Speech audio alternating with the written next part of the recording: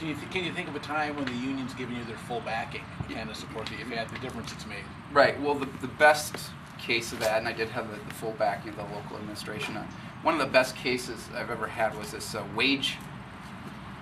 It was a sort of a transfer wage issue where, under our contract, at one point, if you went to a voluntary demotion and you were at the top of the scale, what was defined as a voluntary demotion, that new position, the employer could put you anywhere on the wage scale.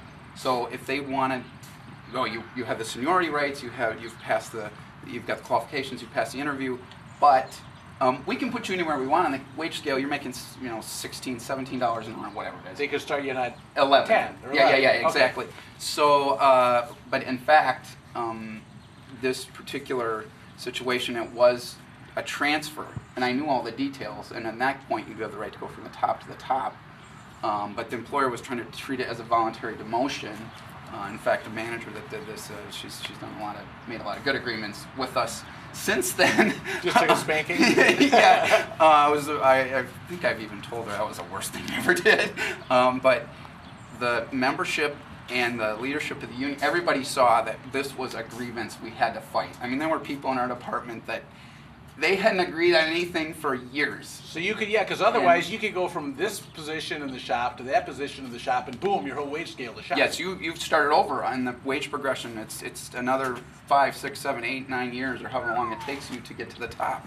And people saw this as a clear threat on our seniority. And they just saw it in Morin and the whole local administration. We were just totally together, and it was a real good employer. And of course capitulated, and we had another case like that later where we pretty much consolidated the principal. And we've since gotten that language improved in our contract. But that was one of the great fights where you know how this is. Wade is sometimes you get you don't have a good issue for people to kind of fight around, but. And then you do, and it feels really great. And that was one of those where we were just all. You get the hot button items, and everybody's on board. And I had another really great case that was also a discipline case, and the principal was, the employee was wrong, but they never. The guy was disciplined, but they never asked him his side of the story. They just relied on the supervisor's word. So you never did a full investigation. Never. Yeah, that's principal of just cause, and the middle management. Wanted to say, well, it's not specifically listed under the just cause principle. Of course, there's hundreds, thousands of decisions that say objective investigation is part of just cause, and we did have once we got that to the highest levels of the university, it was one of those good wins where, in fact, it was one of those strange things where the employer wrote a decision. I agreed with every word. It said, the guy is not a very good employee. We don't excuse his behavior. However, and he wasn't. I can say this is not. He decided to leave the university a long time ago. But they said, however, an objective investigation is part of just cause. Written warning removed. Right. So those are some things that spring to mind. Some really good, some of my favorite cases in terms of, and when you ask the question, where do I have the union's backing? Right. Yeah, because as I know, sometimes as a steward, you're in the trenches, and sometimes you're who the members go to when they have a need. Right. And I guess I can transition to that. What's your philosophy on saying 320 on the union on the as far as should the unions in general, Teamsters in general, should the management style be, we know what's best for you, this is what you members need to do, or do you think that it should be more grassroots, the union leadership basically being the united voice of the members? Well, I totally think that it should be the members' voice, and I think it kind of goes beyond that, though, in terms of we have voting in our local. In many ways, you could say this is a democratic local. However, small d. Right. But I think one of the things I want to see in this union that I think and even good business agents that work hard, they kind of fall into not working on building up more grassroots leaders. Finding, I think we have a problem in terms of there's a lot of members that want to be a little more active. They don't want to be stewards, and they don't want to be Wade Laszlo. They don't want to be Eric. You're doing this great stuff, run this independent. Yeah, Erik Jensen. Yeah. You're doing this great stuff with this independent website. And you've spent a lot of time on this and all that. And this is, we need to see a lot more of this kind of activity in the union. But we also have people that, they'll pay attention and they'll talk to their coworkers.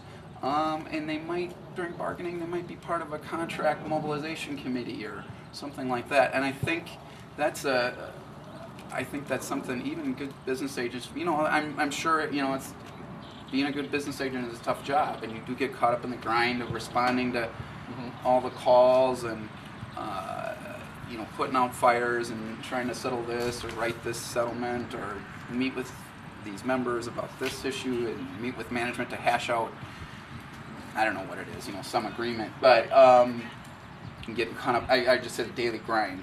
Right. But I think that's something we really need to put a big emphasis on in the future in the local, because you can have people be information reps, or you have your business agents and your stewards, and obviously it shouldn't go down. It goes back and forth. Right. Right. Information and voice and but here's your stewards are the most active people, or your chief stewards. But you could have another layer of committee people, more resources put into. And that's something I see in bargaining a lot. We get so caught up as the negotiating committee, what's going on in the room and how do we pitch this, issue, and instead of thinking, what's the real battle is outside. The real battlefield is, are the members hooked into this, or do they support this, and are they willing to do something in terms of talking to the community, talking to their neighbors, are they willing to? We can strike, but right now, of course, things are pretty tough, so it's not a real likely thing to happen. But that's something I really want to see in terms of sort of future direction. I think I've taken some baby steps, I'd say, and that's a big thing I'd like to see in this union in terms of and a more discussion of that during bargaining, and that sort of relates to building up these grassroots leaders. It's all about leverage, and if we've got the members involved, and then we're also reaching out to the community. I think the nurses did a good job recently. Yeah, they did. In terms of picking an issue that the public supported, or supported more than or gave them more support. This issue of patient care. Did the nurses win everything? No, they didn't. But they did a lot better than they would have had they not gotten their membership involved and also sort of projected. We're projected an important issue that affected everybody in the whole community and made this a bigger fight than just this one work group. And that one-day strike, I think, was brilliant. Just showing them 1 day of pain, and it didn't cost their members a lot of income. Right. And so it wasn't like a long, prolonged strike where they're, watching their mortgages get into jeopardy. Right. But it showed management they were serious, and it showed the pain, and I think it was good.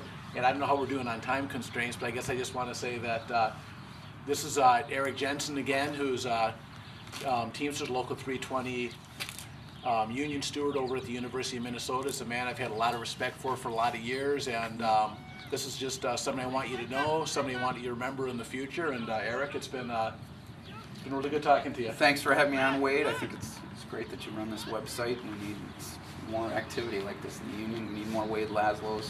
And I think we need more Erik Jensen. So. Thanks. Yeah, thanks.